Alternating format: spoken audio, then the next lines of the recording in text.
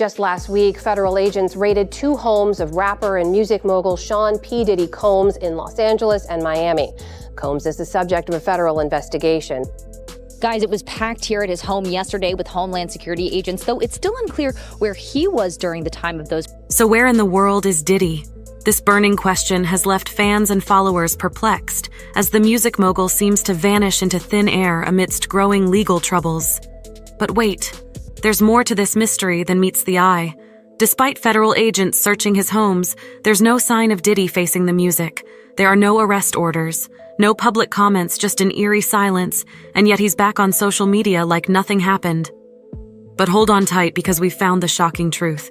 D got a free card to get out of jail, and it's not what you think. Recent insider reports spill the beans on a jaw-dropping scheme. Diddy's supposedly striking a deal to settle all those pesky lawsuits against him. That's right, no messy trial drama, just a clean slate in 3 months' time. But how do you ask brack yourself for this bombshell? It's rumored he's got the goods on everyone involved, with compromising proof allegedly tucked up his sleeve. He's calling the shots, pressing his former allies, and sealing his escape route. Interview 2. Now let's take a step back and delve into the perplexing labyrinth of legal fights surrounding Diddy. With a flurry of lawsuits trailing his wake, one might wonder how the self-proclaimed bad boy for life has managed to escape the clutches of justice despite the mounting pile of allegations. Arrests seem as elusive as the man himself.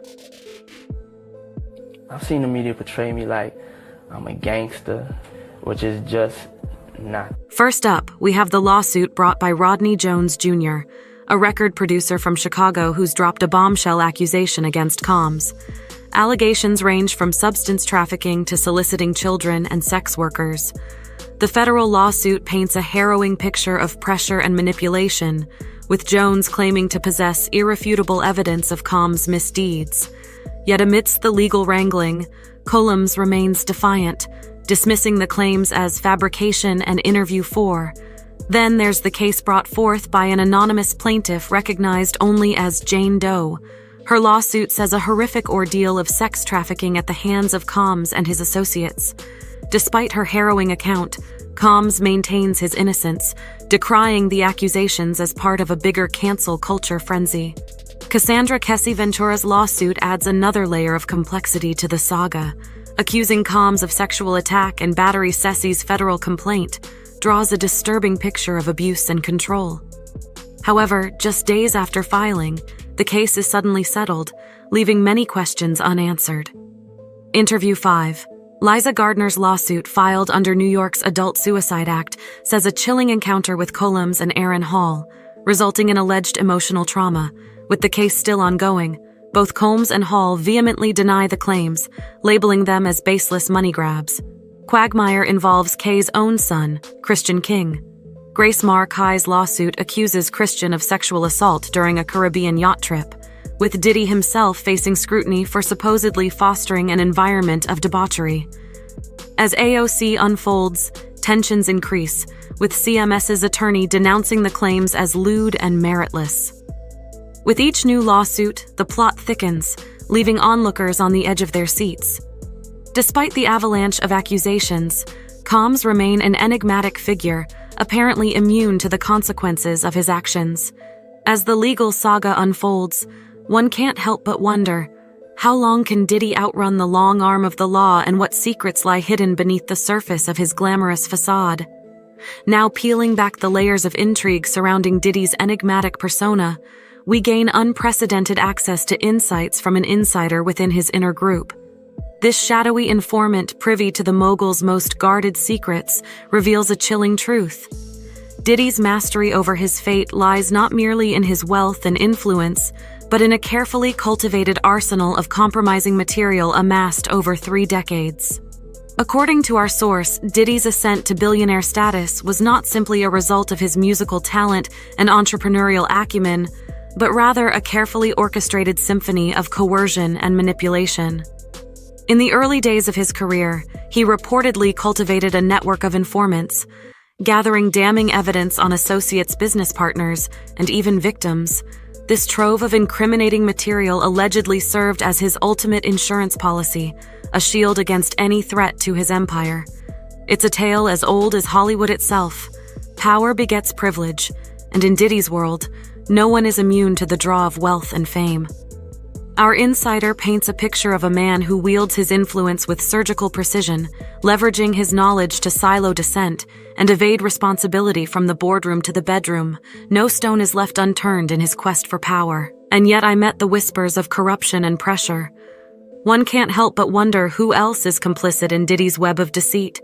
His closest confidants, mere pawns in his game, or willing accomplices in his rule of terror. With each passing revelation, the line between truth and fiction blurs, leaving us to deal with the unsettling reality of power unchecked. Speaking of unchecked power, one can't help but remember another incident from Diddy's past that has haunted him for decades.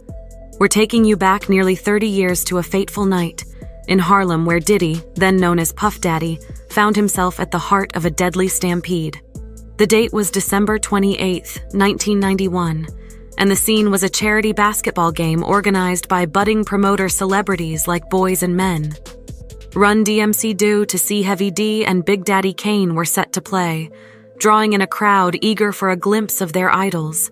But what started as an evening of excitement quickly descended into chaos. An overcrowded gymnasium, oversold tickets, and insufficient security measures set the stage for disaster as tensions rose and frustrations boiled over. A surge of people pushed their way toward the entrance, desperate to gain entry to the event, resulting in a horrifying stampede that claimed the lives of 9 individuals and left many others injured. Survivors like Charmaine Jones vividly remember the terror of that night. The sounds of screams and shattering glass are still ringing in their minds. For Jones, the trauma remains to this day, a constant reminder of the dangers of unchecked ambition and negligence. In the aftermath, legal procedures and public scrutiny followed, but justice proved elusive. While Diddy faced scrutiny and criticism for his part in the event, the full extent of his accountability remained a subject of debate. Many pointed out that it was his carelessness that led to this tragedy. Charges were brought against him, but he didn't spend a day behind bars, getting away with a small fine and settlement to the victims. Let's delve into Diddy's murky past with gang affiliations and the unresolved assassinations of Shakur and Notorious Big, which continue to cast a shadow over his reputation. Diddy's entanglement with the notorious East Coast-West Coast rap rivalry of the 1990s is a tale shrouded in mystery and speculative accusations of his involvement in the demises of rap icons Shakur and Notorious Big, which have lingered for decades, raising questions about his alleged ties to organized crime and the extent of his culpability. The feud between Tupac and Biggie, fueled by territorial disputes and personal animosities, escalated into a deadly rivalry that rocked the hip-hop world as the investigation into Tupac's 1996 assassination got ground. Fountain of intrigue linking Diddy, then known as Puff Daddy, to the tumultuous events that unfolded during that tumultuous era. Reports say that Diddy's connections to street-level gangs in Compton, especially the Southside Crips faction run deep, led to his rise to prominence in the music industry. Diddy allegedly leveraged these ties to bolster his image and protect his interests, blurring the lines between legitimate business ventures and illicit actions. The night of Tupac's fatal shooting in Las Vegas, Diddy's name surfaced in connection with the events leading up to the tragedy, and rumors swirled about his alleged part in orchestrating the attack with whispers of a vendetta fueled by jealousy and rivalry. While concrete evidence linking Diddy to the crime remains elusive, his closeness to key players and his rumored involvement in the East Coast-West Coast feud continued to fuel speculation to this day. Similarly, the solved murder of Notorious Big only deepened the mystery surrounding Diddy's alleged connections to organized crime, as the East Coast mourned the loss of one of its brightest stars. Whispers of conspiracy and cover-ups reverberated through the hip-hop community, despite ongoing investigations and intriguing leads. The truth behind Biggie's demise remains shrouded in secret, leaving many to wonder if Diddy holds the key to unlocking the mystery.